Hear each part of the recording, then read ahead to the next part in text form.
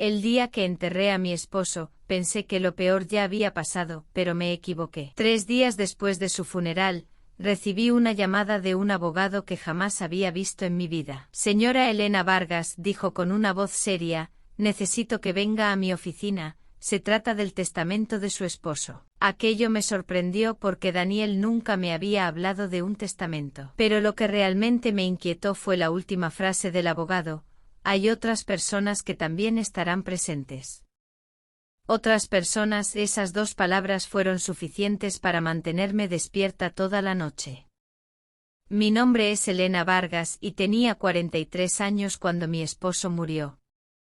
Daniel y yo habíamos estado casados durante 15 años compartiendo la misma cama, 15 años desayunando juntos cada mañana, y 15 años creyendo que conocía al hombre que dormía a mi lado.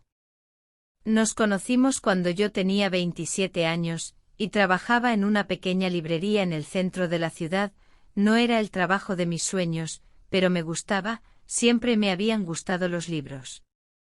Daniel entró una tarde de noviembre, recuerdo que estaba lloviendo.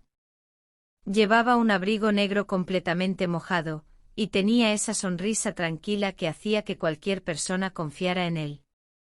Me preguntó dónde podía encontrar un libro sobre arquitectura, y yo lo acompañé hasta la sección correcta.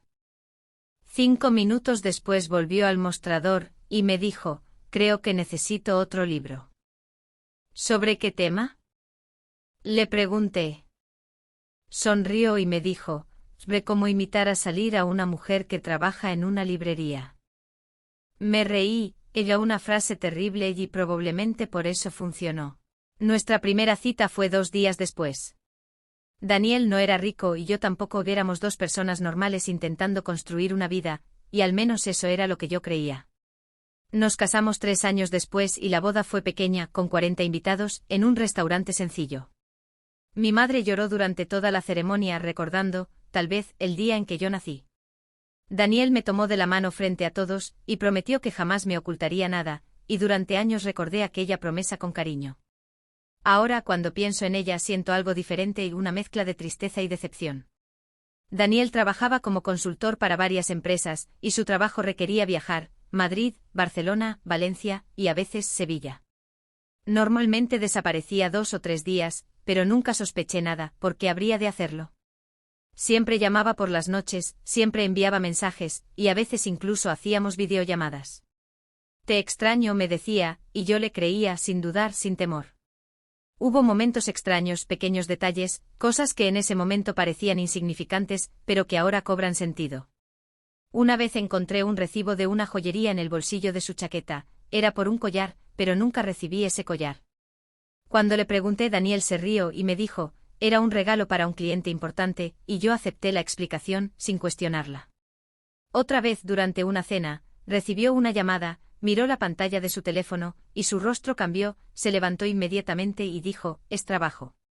Salió del restaurante, estuvo hablando durante 20 minutos, y cuando regresó parecía nervioso. Le pregunté si todo estaba bien, y me dijo problemas con un proyecto, otra explicación, otra mentira que yo acepté sin saberlo. Ahora entiendo algo: cuando amas a alguien, no buscas pruebas de que te está engañando, buscas razones para seguir confiando, y yo siempre encontraba una razón, una excusa, una justificación para creer en él, para creer en nosotros. Daniel y yo nunca tuvimos hijos, no porque no quisiéramos, lo intentamos durante años, y pasamos por médicos, tratamientos, esperanzas y decepciones. Cada prueba negativa era como perder un futuro que ya habíamos imaginado, y yo quería ser madre, Daniel lo sabía. Una noche, después de otro tratamiento fallido, lloré durante horas y Daniel se sentó junto a mí, me abrazó, y, no necesito hijos para tener una familia, susurró, tú eres mi familia. Recuerdo perfectamente esas palabras, tú eres mi familia. Si hubiera sabido la verdad aquella noche, no sé qué habría hecho. Los últimos meses de Daniel fueron normales, demasiado normales, seguía viajando, seguía trabajando, seguía besándome cada mañana antes de salir de casa hasta aquel martes. Daniel debía viajar a Valencia, salió de casa a las 7 de la mañana, antes de cerrar la puerta, volvió, algo que casi nunca hacía, me abrazó, un abrazo largo. ¿Qué pasa?, pregunté riéndome. Nada, me besó en la frente. Solo quería decirte que te quiero. Esas fueron las últimas palabras que escuché de mi esposo. A las 4 de la tarde recibí una llamada, un número desconocido. Señora Vargas, sí, llamamos del Hospital Central. Mi cuerpo se quedó completamente frío. Daniel había sufrido un accidente de tráfico cuando llegué al hospital. Ya era demasiado tarde. El médico hablaba, yo veía sus labios moverse, pero apenas podía escuchar las palabras. Traumatismo, hemorragia, lo sentimos. Mi esposo había muerto. Los siguientes días fueron una niebla, y todo parecía confuso. Personas entrando en mi casa, y yo no sabía qué hacer. Había flores, comida que nunca pedí, mensajes, abrazos, todo el mundo me decía lo mismo. Daniel era un buen hombre, me decían, y Daniel te amaba. Daniel siempre hablaba de ti, y yo quería creerlo, pero era difícil. Durante el funeral observé cada rostro, compañeros de trabajo, amigos, familiares, pero hubo una persona que llamó mi atención. Era una mujer, estaba lejos, cerca de unos árboles, vestía completamente de negro, y tendría unos 40 años. A su lado había un joven, quizás 17 o 18 años. La mujer estaba llorando, y no era un llanto discreto, parecía destrozada. Pensé que sería una compañera de trabajo de Daniel, y quise acercarme, pero cuando nuestros ojos se encontraron, ella tomó al joven del brazo y se marchó.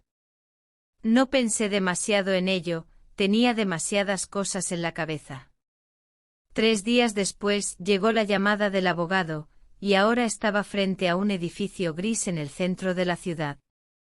Miré la dirección en mi teléfono, era correcta, y subí al 3er piso.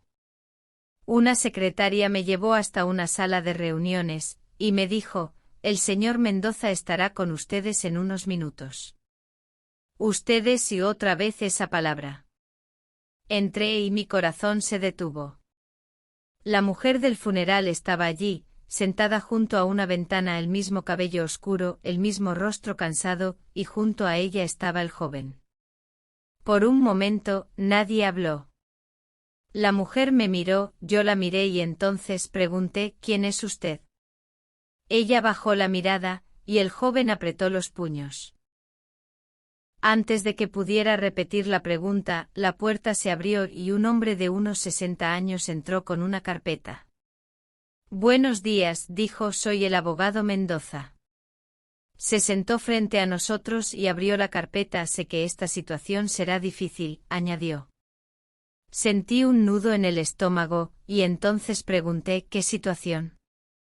El abogado me miró, después miró a la mujer, y finalmente observó al joven. El señor Daniel Vargas dejó instrucciones muy específicas. La mujer comenzó a llorar, y yo ya no podía soportarlo. ¿Quiénes son ellos?, pregunté. El abogado guardó silencio durante unos segundos, y entonces la mujer levantó la cabeza, me miró directamente a los ojos, y dijo, mi nombre es Laura. Respiró profundamente. Daniel era mi esposo. Sentí que la habitación desaparecía, y me reí, y no porque fuera gracioso, sino que fue una reacción automática. No, dije, eso es imposible. Daniel era mi esposo. El abogado sacó un documento, lo colocó sobre la mesa. Había una fotografía, Daniel, Laura, y el joven, los tres sonriendo frente a una casa. Mis manos comenzaron a temblar. Miré al chico, y tenía los ojos de Daniel, exactamente los mismos ojos.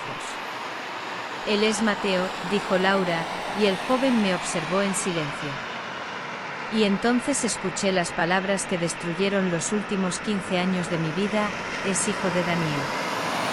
No podía respirar. Mi esposo, el hombre que me había abrazado después de cada tratamiento fallido, el hombre que me había dicho que yo era toda su familia, tenía un hijo de 17 años. Pero todavía no conocía la peor parte, porque el abogado Mendoza aún no había leído la última página del testamento. Y cuando finalmente lo hizo, descubrí que la doble vida de Daniel no era su secreto más grande. Durante varios segundos nadie dijo una palabra y el silencio se hizo truly insoportable. Yo seguía mirando la fotografía sobre la mesa, y entonces mis ojos se detuvieron en los nombres: Daniel, Laura, Mateo. Parecían una familia normal, una familia feliz, la clase de fotografía que alguien coloca en la sala de su casa. Intenté apartar la mirada, pero no podía, porque había algo especialmente cruel en aquella imagen. Daniel sonreía exactamente igual que en nuestras fotografías, con la misma sonrisa, la misma forma de colocar el brazo alrededor de mi cintura. Solo que en esa fotografía, su brazo rodeaba a otra mujer. Quiero irme, dije, mi voz apenas salió, y me levanté de la silla. El abogado Mendoza cerró la carpeta y dijo: Señora Vargas, entiendo cómo se siente, pero debe escuchar el contenido del testamento. ¿Entiende cómo me siento? Le pregunté y lo miré porque, truly, no podía creer lo que estaba escuchando. Acabo de descubrir que mi esposo tenía otra esposa. Laura levantó la cabeza y dijo: Yo tampoco sabía de ti. Me giré hacia ella, y mi voz fue más agresiva de lo que esperaba: No te he preguntado nada. Mateo se movió en su silla, y dijo: No le hable así a mi madre. Lo miré y fue como mirar a Daniel 20 años atrás, la misma mandíbula, los mismos ojos oscuros, e incluso la forma de fruncir el ceño era idéntica. Aquello me provocó náuseas. Mateo, susurró Laura, por favor. El abogado respiró profundamente y dijo: Necesitamos mantener la calma. Me senté de nuevo, no porque estuviera tranquila, sino porque necesitaba respuestas. Lea el testamento, le pedí. El abogado abrió la carpeta y comenzó a examinar su contenido. Daniel había preparado el documento 6 meses antes de morir. 6 meses, un periodo de tiempo que parecía, en retrospectiva, muy significativo. Eso significaba que sabía perfectamente lo que estaba haciendo, y que había tenido tiempo para planificarlo todo. El abogado comenzó a leer, y lo que dijo a continuación fue truly impactante. Daniel tenía 2 propiedades, nuestra casa, y otra vivienda situada a casi 300 kilómetros, la casa de la fotografía, la casa donde Laura y Mateo habían vivido durante años. También había 2 cuentas bancarias, 2 seguros, y 2 vidas financieras completamente separadas. Todo estaba perfectamente organizado, como si Daniel hubiera querido evitar cualquier tipo de confusión o problema. ¿Cómo pudo hacer esto?, pregunté, sintiendo una mezcla de emociones: sorpresa, tristeza y rabia. El abogado no respondió, pero Laura sí. Daniel viajaba mucho, dijo con una voz suave, como si estuviera recordando algo que ya no era un secreto. Solté una risa amarga porque sí, lo sabía. Nos miramos y entonces ambas entendimos la verdad. Cuando Daniel me decía que viajaba por trabajo, estaba con ella, y cuando le decía a Laura que tenía reuniones en otra ciudad, probablemente estaba conmigo. Durante 17 años Daniel había construido un calendario perfecto de mentiras: navidades, cumpleaños, aniversarios, todos ellos momentos que habían sido, en realidad, una farsa. De repente recordé todas las veces que había tenido que viajar en fechas importantes: mi cumpleaños número 38, una emergencia en Barcelona, nuestro 10º aniversario, una reunión inesperada en Madrid, el funeral de mi madre. Un proyecto que no podía abandonar. Cada recuerdo comenzaba a cambiar, era como si alguien estuviera reescribiendo mi vida frente a mis ojos, y no podía creer lo que estaba descubriendo. ¿Desde cuándo estabas con él?, pregunté con una voz que apenas podía escuchar. Laura dudó y luego respondió: 19 años. Sentí un golpe en el pecho porque eso significaba que yo estuve con Daniel 18 años, y que nuestras relaciones habían comenzado casi al mismo tiempo, una coincidencia que en ese momento parecía más como una cruel ironía. Laura me miró sorprendida, y en su mirada vi una mezcla de emociones: tristeza, arrepentimiento, y tal vez un poco de culpa.